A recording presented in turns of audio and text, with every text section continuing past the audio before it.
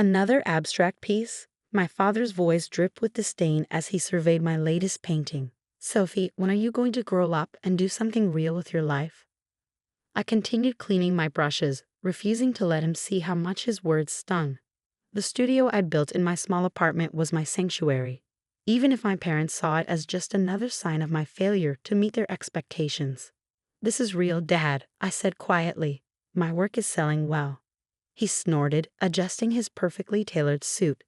Selling? To who? Those coffee shops where you hang your little exhibitions. My name is Sophie Anderson, and at 31, I was both a disappointment to my family of prestigious art dealers and secretly one of the most successful collectors in the modern art world. Not that they knew that last part. The coffee shops pay their bills, I replied, thinking of the multimillion-dollar deals I closed that week under my professional alias, and they support local artists. Local artists, he muttered like it was a curse word. The Anderson Gallery hasn't showcased a local artist in 50 years. We deal in real art, Sophie. Masters. Established names. Not these experiments.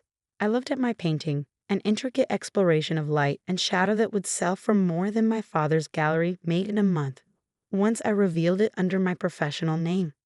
But Harrison Anderson would never see past his daughter's hobby to recognize real talent. Was there something specific you needed, Dad? I asked, finally turning to face him. You don't usually visit my neighborhood. He grimaced, looking around my modest apartment like he might catch something.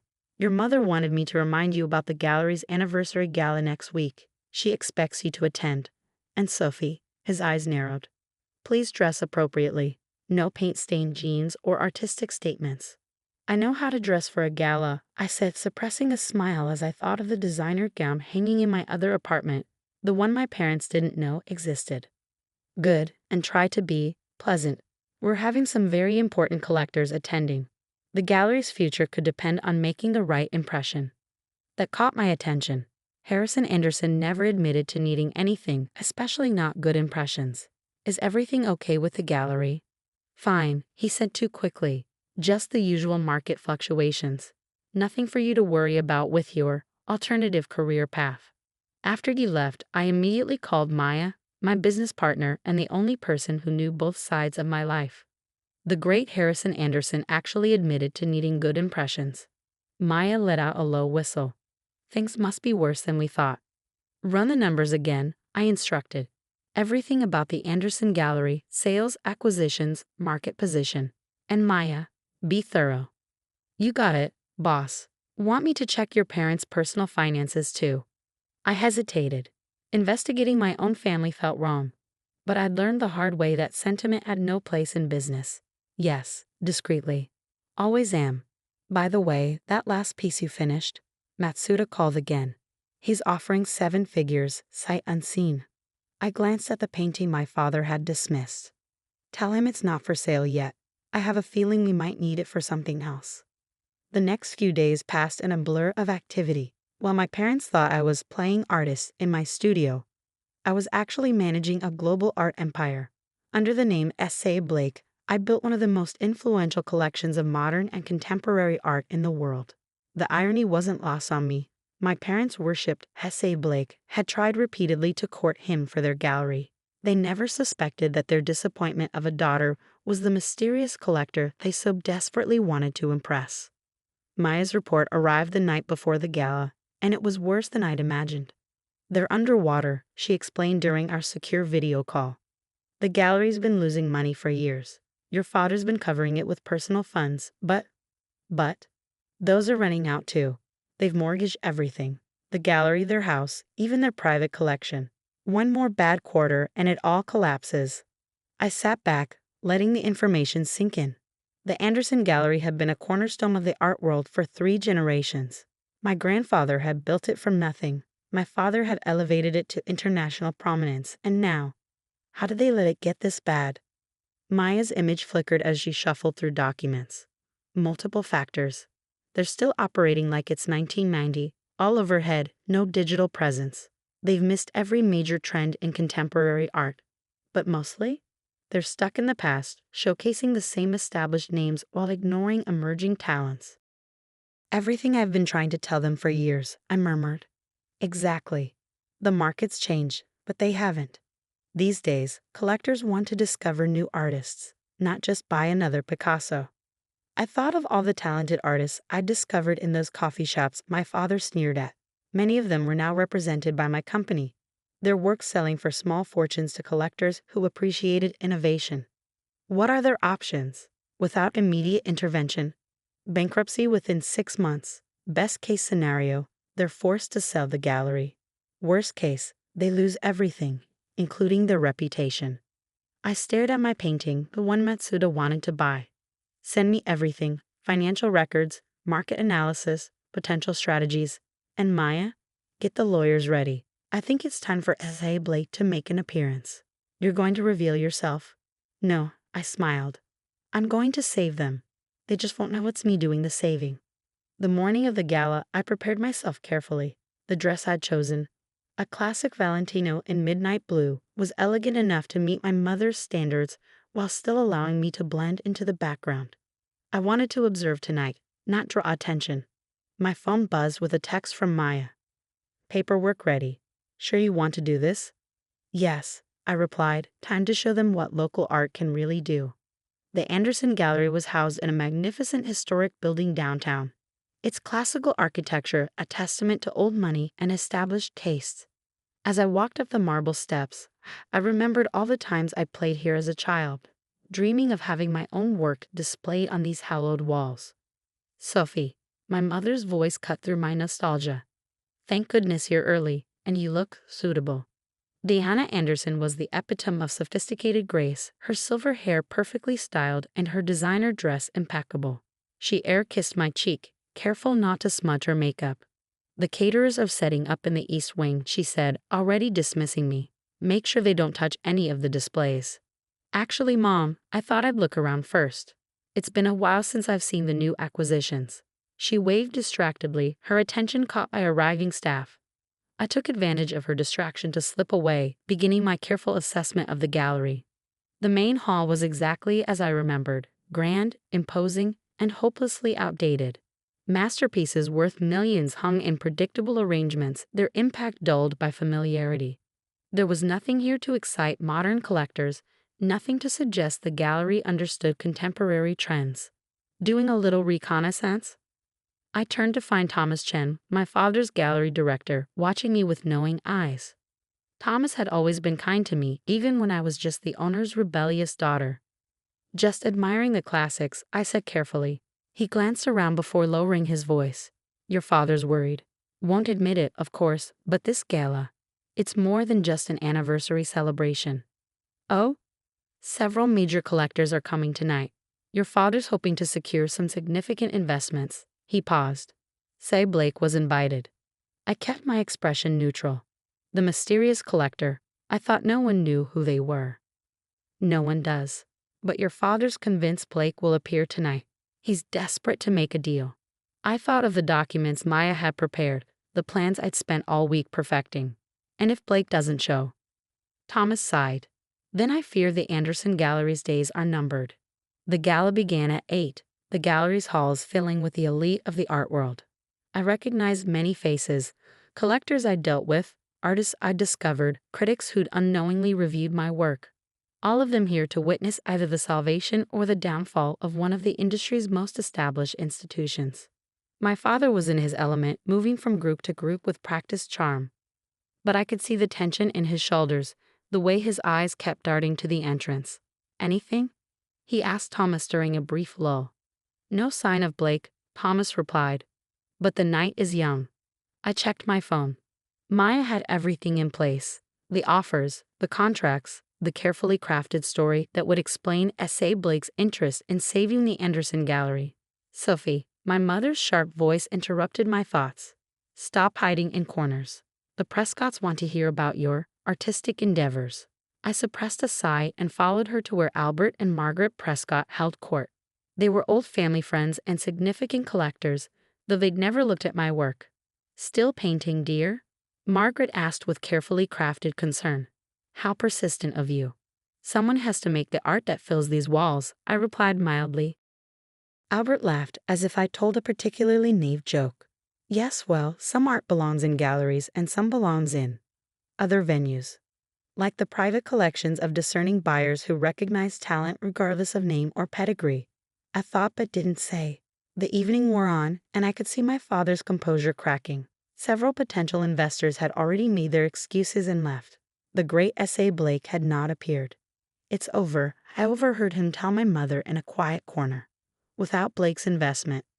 Harrison, surely there are other options. None that won't cost us everything." He looked around the gallery, his life's work, his father's legacy.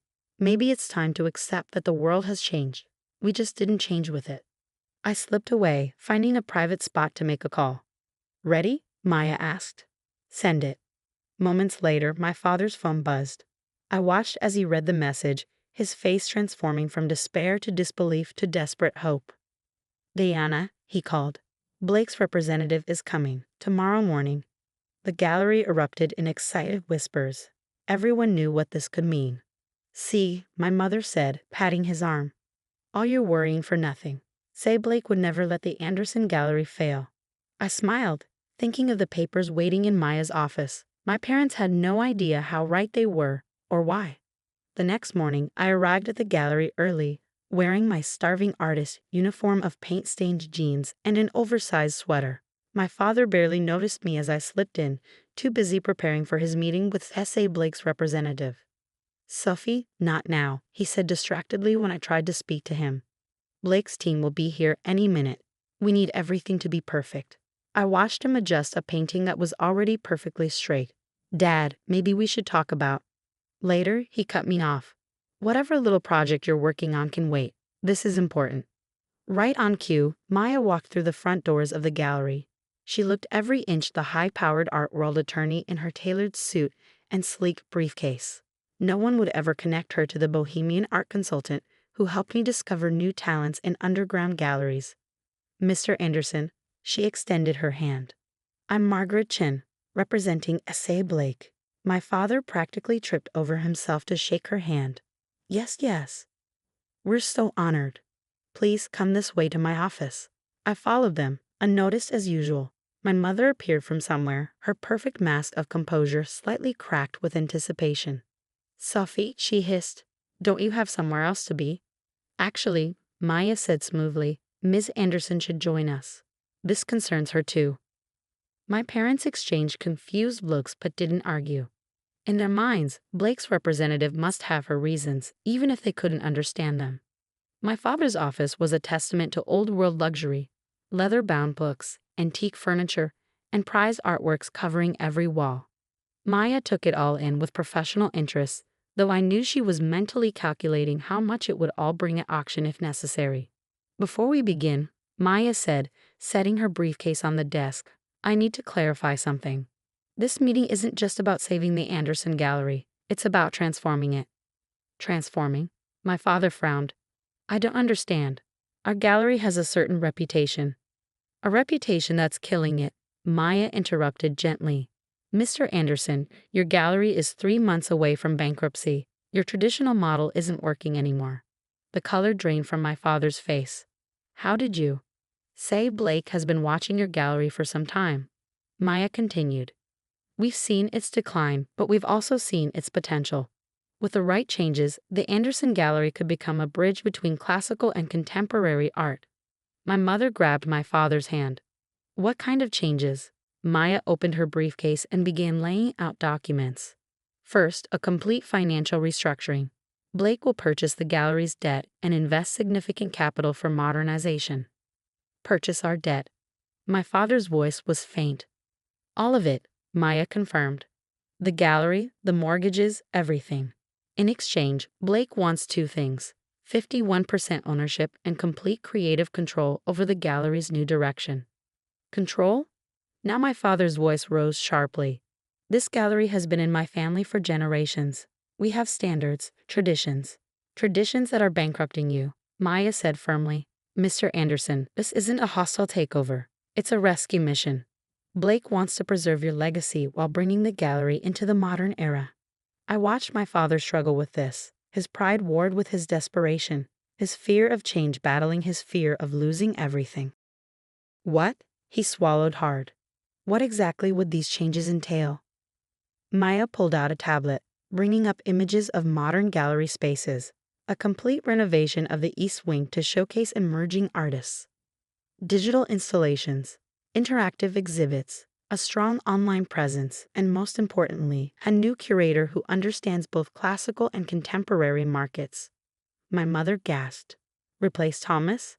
Not replace, I found myself saying. Everyone turned to look at me, as if just remembering I was there. Partner with. Someone who can bridge the gap between old and new. Maya nodded approvingly. Exactly. In fact, Blake has someone specific in mind. She slid another document across the desk. My father picked it up, his eyes widening as he read. This can't be right. These sales figures. They're correct, Maya assured him. Every piece sold, every exhibition curated, every artist discovered, all verified. But this is, he looked up at me, really seeing me for the first time in years. Sophie? I met his gaze steadily. Remember all those coffee shop exhibitions you mocked? They weren't just about selling paintings. They were about finding talent, building relationships, understanding where the market is going, not just where it's been. You, my mother's voice was barely a whisper. You've been selling art? Successfully. Very successfully, Maya confirmed. Your daughter has one of the best eyes in the business for emerging talent. Artists she's discovered are now selling for 6 and 7 figures. My father slumped in his chair. All this time, while we were dismissing your work, I was learning the business. I finished for him. Not your way, but my way, and it works. Maya pulled out more documents, sales records, critical reviews, market analyses, all showing how the artists I championed had skyrocketed in value. Say Blake wants Sophie as the gallery's new co-curator, she explained, working alongside Thomas to blend classical expertise with contemporary vision.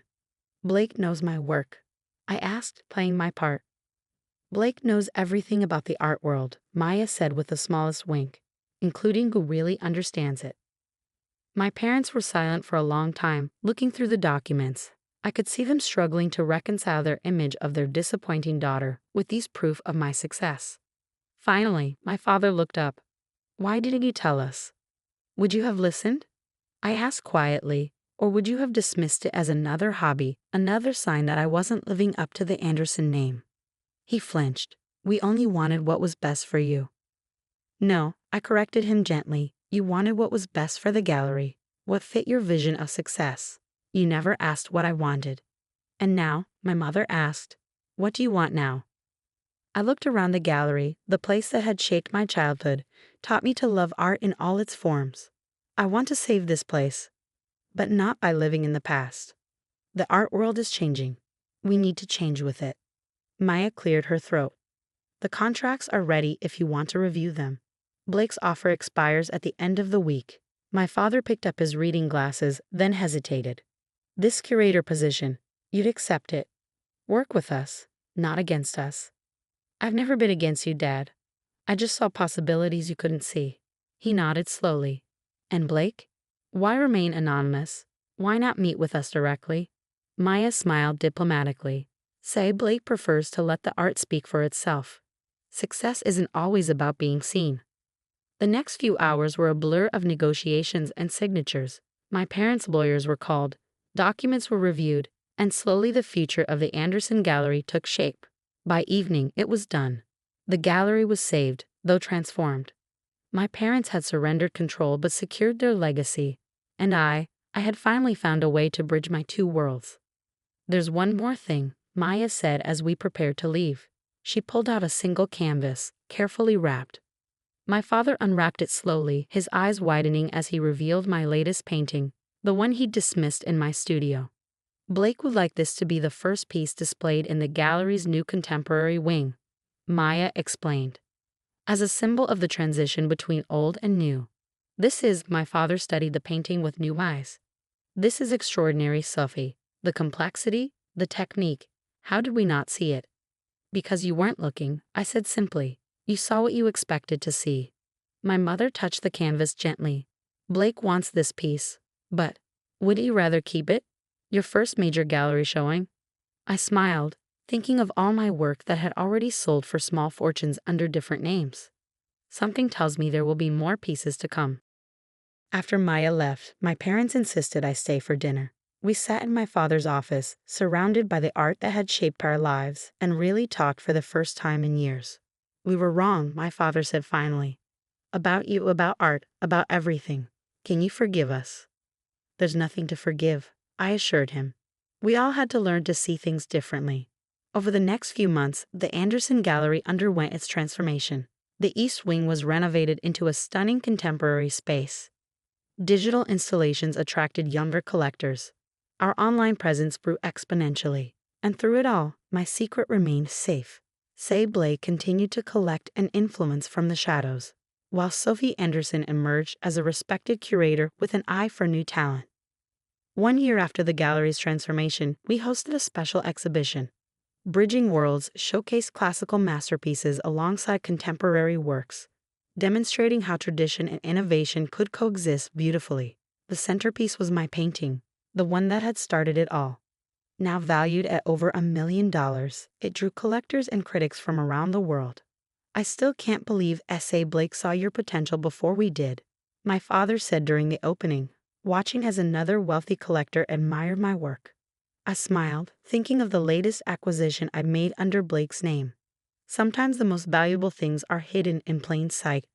Speaking of Blake, my mother joined us, champagne in hand. The mysterious collector has acquired another piece for the gallery. Did you hear? No, I said innocently. Do tell. As she launched into the story, I caught Maya's eye across the room. She raised her glass slightly, a private toast to our shared secret. The truth about S.A. Blake would come out eventually. The art world loved its mysteries, but it loved revelations even more. When that day came, I hoped my parents would understand why I kept my success hidden for so long. But for now, I was content to let them marvel at the transformation of both their gallery and their daughter. They'd learned to see art, and me, with new eyes. That was worth more than any painting in our collection.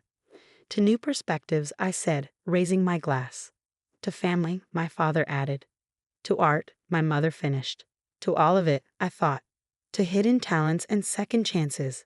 To proving that success doesn't always look the way we expect. And most importantly, to finally being seen for who I really was. Not just an artist, not just a curator, but someone who had found her own way to make her mark on the world. Still hiding among your precious books, Julia? Drew's voice cut through the quiet of the library's rare books section. Don't you get tired of wasting your life? I looked up from the leather-bound volume I was examining to find my brother leaning against a shelf, his designer suit a stark contrast to my modest librarian's attire. His smirk was the same one he'd worn since childhood, the expression of someone who believed he'd already won. Hello, Drew, I said calmly, carefully placing the book back in its protective case. I didn't expect to see you here. Mom sent me. She wants to make sure you're not going to embarrass us at their anniversary party tonight. He glanced around the library with poorly concealed disdain. Though I suppose it's too late for that. A librarian in the family, Dad's still trying to explain that one to his golf buddies. My name is Julia Morgan, though my brother prefers the family disappointment. At 34, I was the head librarian at the city's central library, a position that made my old money family cringe. What they didn't know, what I'd carefully hidden for years, was that my life among the books was only half the story. I'll be there, I assured him, standing to my full height. Even in heels, he still towered over me. And I'll dress appropriately. See that you do. He straightened his Rolex, a recent purchase he hadn't stopped flaunting. It's an important night. I'm announcing some big news. Oh. His grin widened. Bought my third company this year. Morgan Industries is now officially a conglomerate. Dad's going to be so proud. I nodded, keeping my expression neutral. If Drew noticed the slight tightening of my hands, he didn't mention it. That's wonderful, I said. Congratulations. Thanks. He didn't even try to make it sound sincere. You know, there's still time for you to join the real world. I could use someone to manage our corporate library. At least then you'd be doing something useful with all this knowledge. The way he said knowledge made it sound like a disease. I smiled, thinking of the encrypted laptop in my office safe, of the meetings I'd been taking under a different name. I'm happy where I am, I told him. He shrugged, already turning away. Your loss. Remember, 7 o'clock sharp, and Julia? He paused at the door. Try not to bring any books this time. After you left, I waited exactly 5 minutes before heading to my office. The space was modest but efficient, with walls of books and a desk that had seen better days. To most, it looked exactly like what they'd expect from a librarian's office. They never noticed the state-of-the-art security system or the fact that my ancient desktop computer was a custom-built machine more powerful than most corporate servers. Locking the door, I opened my laptop and connected to a secure server. 3 windows popped up immediately, video calls waiting from Tokyo, London, and New York. "Good morning, Ms. Morgan," my assistant's voice came through clearly. "The Nakamura deal is ready for final review." "Thank you, Sarah," I said, scanning the documents on my screen. "Has legal finished their assessment?" "Yes, ma'am. The acquisition terms are solid. We can move forward whenever you're ready." I glanced at my watch. 5 hours until my parents' anniversary party. Plenty of time. "Schedule the signing for tomorrow morning," I instructed. "And Sarah, make sure everything's in place for the announcement." "Already done. The press release is ready to go." Though, she hesitated. "Are you sure about the timing?" I thought of Drew's smug face, of years of condescension and dismissal. "Yes, I'm sure. Tomorrow morning will be perfect." After ending the call, I sat back in my chair, looking at the empire I built in secret. Morgan Global Partners, no relation to my brother's Morgan Industries, despite the similar name, was now one of the largest private equity firms in the world. We operated entirely in the shadows, using shell companies and discrete investments to hide our true size. For 7 years, I'd built this company while maintaining my cover as a simple librarian. The job wasn't just a front. I genuinely loved books, loved preserving knowledge and helping people access it. But it also provided the perfect cover for my other life. Who would suspect the quiet librarian of being one of the most powerful people in global finance? My phone buzzed. A text from Mom. "Don't forget to do something with your hair, dear. The Prescotts will be there tonight." The Prescotts, one of many old money families my parents were always trying to impress. I texted back a simple "OK" and began packing up for the day. I had a hair appointment already scheduled, along with a fitting for the dress I'd bought specifically for tonight. Just because I didn't flaunt my wealth didn't mean I couldn't play the part when needed. The salon was empty when I arrived, perks of owning the building and having a standing private appointment. Maria, my longtime stylist and one of the few people who knew my secret, was waiting. "The usual?" she asked, gesturing to a chair. "Something a bit more formal today," I said. "Family event." She nodded knowingly. "Ah, the famous Morgan anniversary party. Your brother was in earlier, talking about it to anyone who would listen." I'm sure he was. As Maria worked, I checked my emails on a secure phone. The Nakamura acquisition was proceeding smoothly. By this time tomorrow, Morgan Global Partners would own one of the largest tech manufacturers in Asia. The same company my brother had been trying to buy for months. "Your brother mentioned he's buying some big company," Maria said, as if reading my thoughts. Couldn't stop bragging about it. I smiled. "He's trying to buy it. There's a difference." She caught my eye in the mirror. "You didn't?" "Let's just say tomorrow's papers will be interesting." 3 hours later, I stood in front of my mirror at home, examining my transformation. The simple librarian was gone, replaced by someone who could hold her own at any society event. The dress, a deep blue Valentino I'd had altered to perfection, was elegant without being flashy. My jewelry was minimal but expensive, the kind of pieces old money favored. Most importantly, I looked exactly like what my family expected, their bookish daughter making an effort to fit in. My phone buzzed with another text, this time from Sarah. "Everything's set for tomorrow. Are you sure you don't want to tell them tonight?" "No," I replied. "Let them have their party. Tomorrow will be soon enough." The Morgan family estate was lit up like a Christmas tree when I arrived. Cars lined up along the circular driveway. I recognized most of them, Bentleys and Rolls-Royces belonging to the same families that had been part of our social circle for generations. A valet appeared as I pulled up in my modest Audi, another carefully chosen prop. The car was nice enough to avoid embarrassing my parents, but not so nice as to raise questions about a librarian's salary. Miss Morgan, Jenkins, our family's longtime butler, greeted me at the door. "Your parents are in the main hall." I could hear the party before I saw it, the murmur of sophisticated conversation, the clink of expensive crystal, the subtle notes of a string quartet. This was my parents' world, the one I'd chosen to step away from, at least publicly. Julia, my mother's voice carried across the hall. Darling, you look presentable. Coming from her, it was high praise. Elizabeth Morgan had never quite forgiven me for choosing books over business, but at least I'd made an effort with my appearance tonight. Happy anniversary, Mom, I said, kissing her cheek. You look beautiful. She did. At 60, she was still the epitome of grace and style. Her friends often joked that she'd made a deal with the devil to maintain her youthful appearance. Your father's by the fireplace, she said, already scanning the room for more important guests. Do say hello before you hide in the library. I made my way through the crowd, accepting air kisses and polite inquiries about my little job at the library. Most of these people had known me since childhood, had watched me grow up alongside their own children.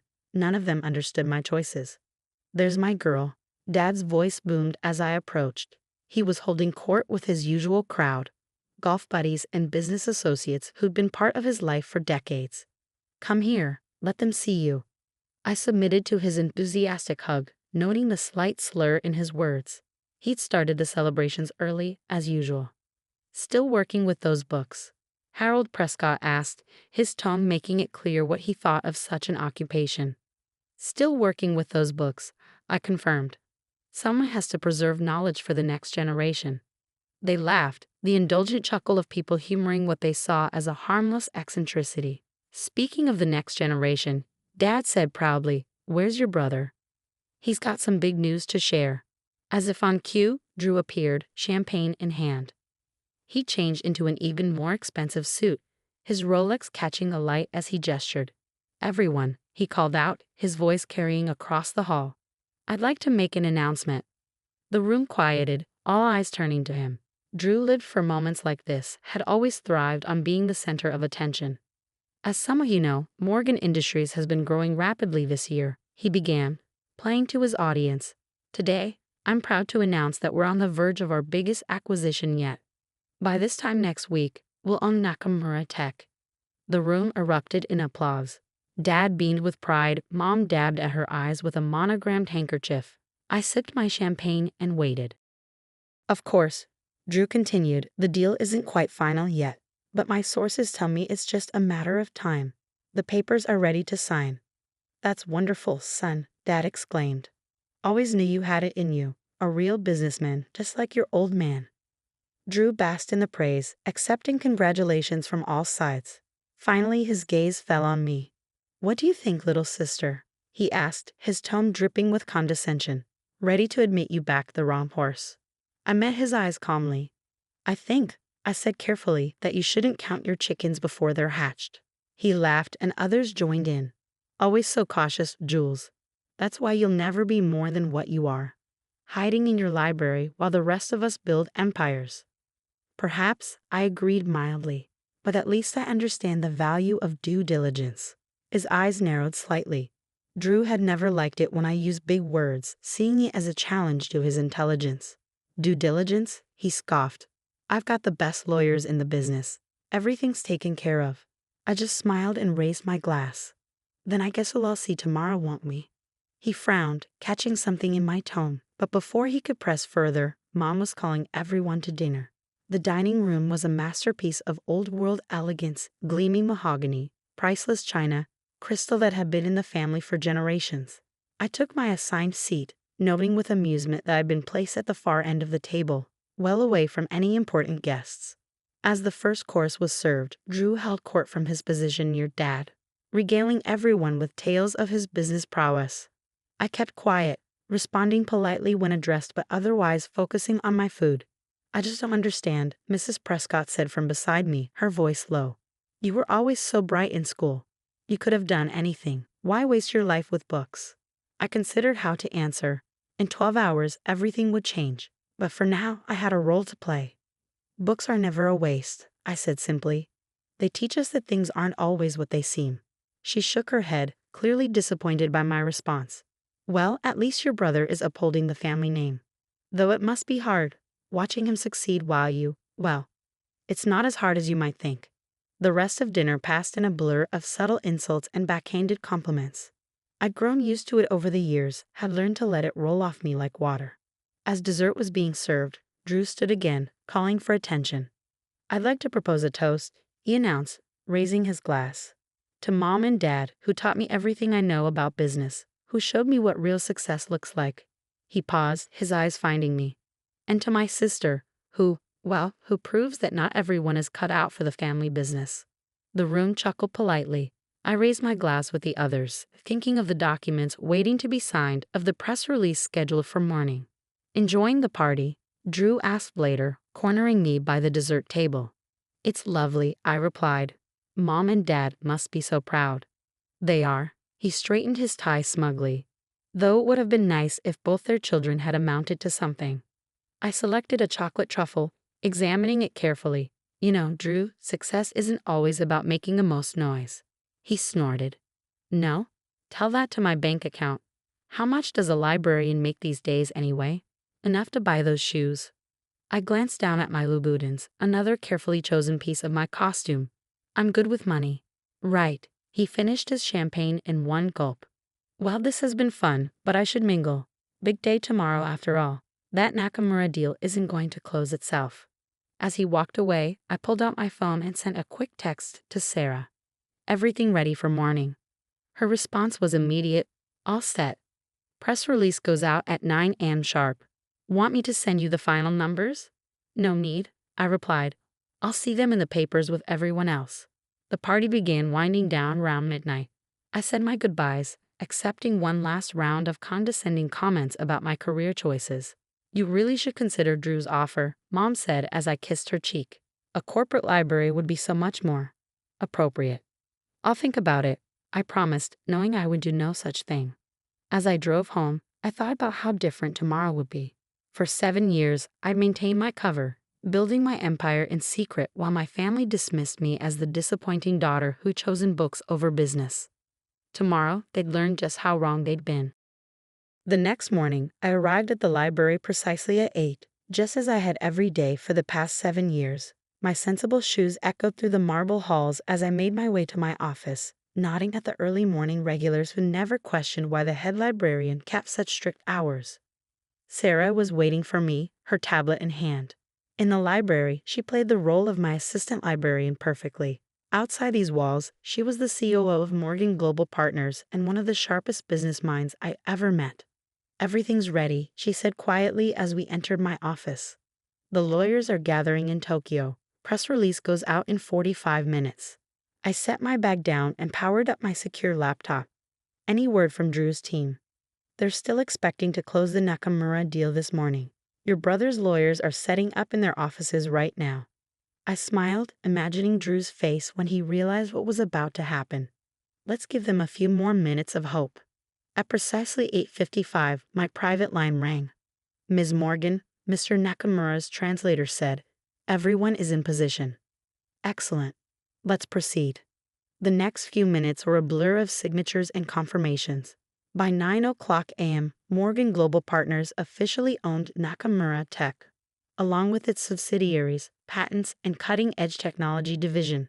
"Press release going out now," Sarah announced.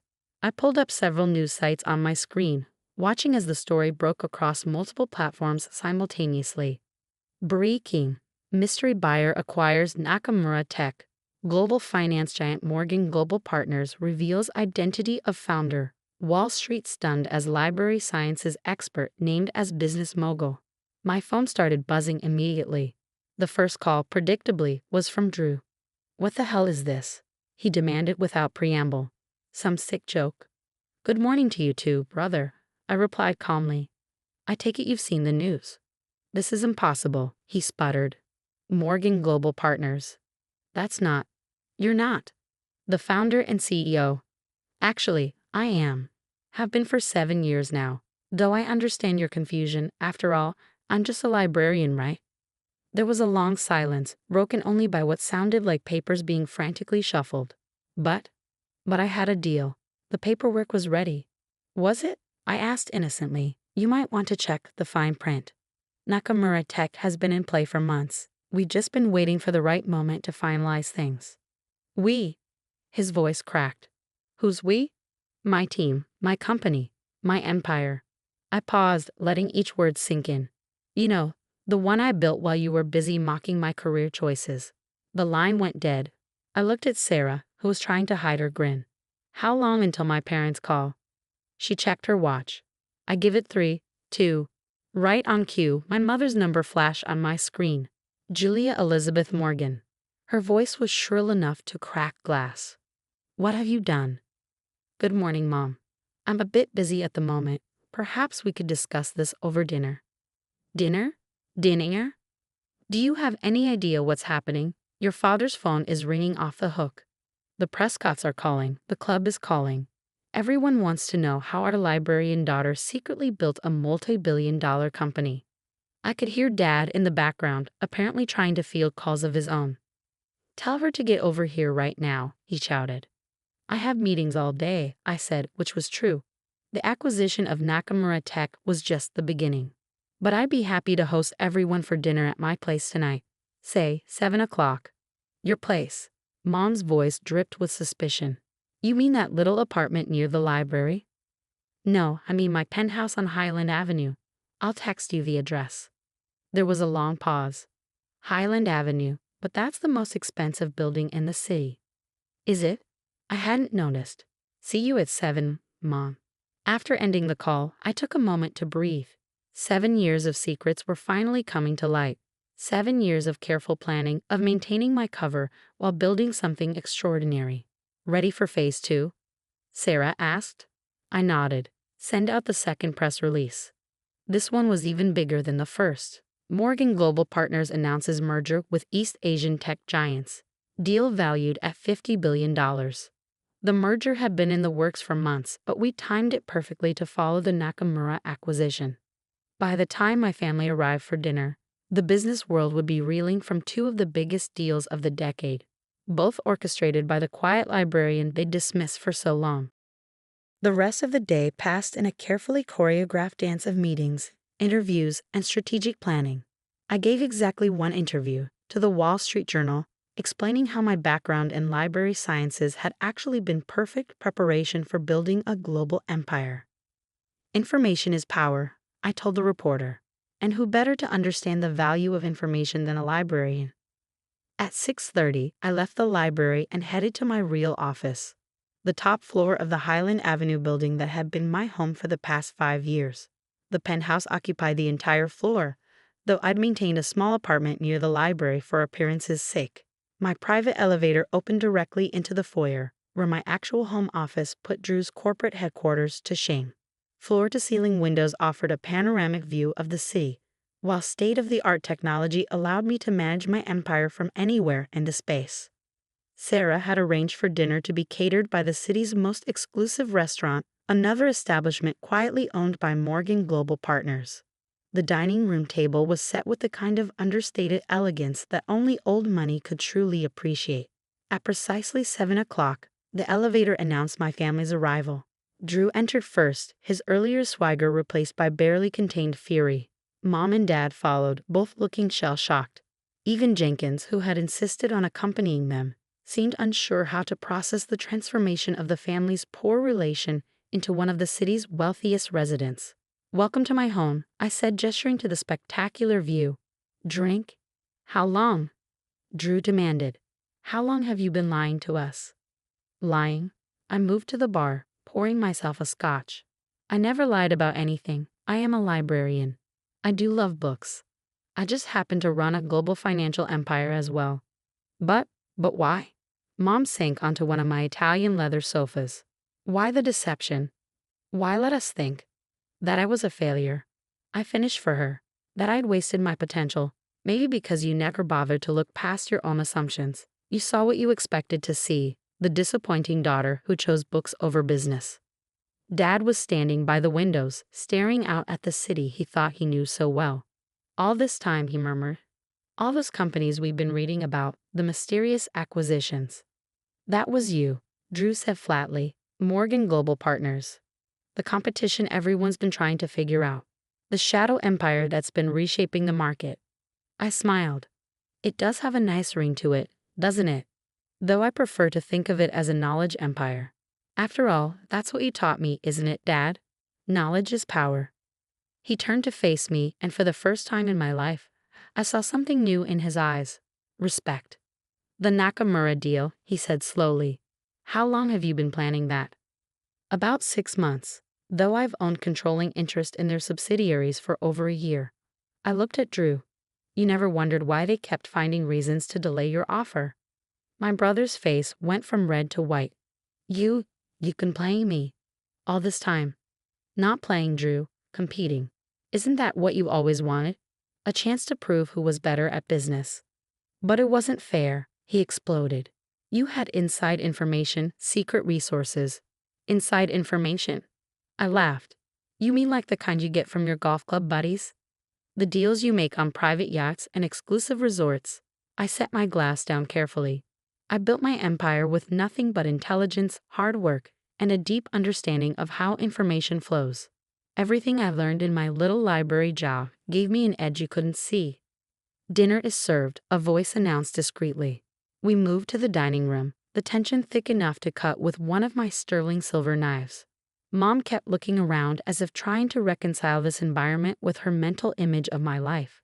Dad seemed lost in thought, probably recalculating every business decision he'd made in the past 7 years. I suppose, Mom said finally, staring at her perfect place setting, this explains how you could afford those Louboutins. I couldn't help but laugh. Yes, Mom. That's what you should focus on, my shoe budget. What happens now? Drew asked, pushing his food around his plate. Going to buy out Morgan Industries too. Actually, I have a different proposition. I nodded to Sarah, who appeared with a folder. Your company has potential, Drew. Good bones, as they say in real estate. What it lacks is vision and modern infrastructure. He frowned. What are you suggesting? A partnership. Morgan Industries handles the traditional side, while Morgan Global Partners brings the technology and global reach. Together, we could build something even bigger. You want to work with me, after everything? No, I corrected him. I want to work with the businessman you could be, if you got over your ego and learned to see value in unexpected places. Dad set down his fork. Julia's right, he said, surprising everyone. This is an opportunity, Drew. A chance to be part of something bigger than ourselves. But she lied to us. Drew protested. Made us look like fools. No, Dad shook his head. We made ourselves look like fools. We were so convinced we knew what success looked like that we couldn't see it taking a different form. Your sister, she saw something we missed. Built something we never imagined. Mom dabbed at her eyes with her napkin. All those times we pitied you, she said softly. Worried about your future. I know, I said, gentler now. But maybe it's time to stop worrying about appearances and start focusing on substance. Isn't that what real business is about? The rest of dinner was a careful dance of revelations and reconciliations. I explained how I built my company, how the library had provided the perfect cover and connections. Dad asked increasingly detailed questions about my business strategy, his initial shock giving way to genuine admiration. Even Drew began to thaw as I outlined my vision for our potential partnership. By dessert, he was suggesting ways to integrate our operations. His natural business instincts finally focused on creation rather than competition. There's one thing I don't understand, Mom said as coffee was served. Why reveal everything now? Why not just stay in the shadows? I looked at my brother, because sometimes people need to be reminded that success doesn't always wear a suit and tie. That power doesn't always announce itself with a Rolex and a corner office. And sometimes, Drew added quietly, people need to be reminded not to judge a book by its cover. Exactly. Later that night, after my family had left, Dad with a stack of proposals to review, Mom with a list of social events to recalibrate, and Drew with a lot to think about, I stood at my windows watching the city lights. Sarah joined me, handing me a fresh scotch. Well, that went better than expected. Did it? I smiled. Or did it go exactly as planned? You knew they'd react this way. I knew they'd have to confront their own prejudices, their assumptions about success and worth. I sipped my drink. The question is whether the lesson will stick. She checked her tablet. Stocks up 30% since the announcement. Your brother's company is up 10% just on rumors of a potential partnership. Good. Let's give it a week, let everything settle, then announce the merger. By then, Drew might actually be ready to be a real partner. And your parents? I thought about Mom's tearful apology, Dad's proud smile as he finally saw me, really saw me, for the first time. They're learning. Sometimes the hardest part of success is accepting that it doesn't always look the way you expect. The next morning, I'd arrived at the library at my usual time. The same regulars were in their usual spots, nodding hello to their favorite librarian. None of them treated me any differently, though my face was splashed across every business publication in the country. And that, perhaps, was the greatest victory of all. In a world obsessed with image and status, I built something real, something that didn't need designer labels or social validation to prove its worth. I was still a librarian. I still loved books. I just happened to be a billionaire, too. Knowledge, after all, comes in many forms, and sometimes the most powerful people are the ones you least expect.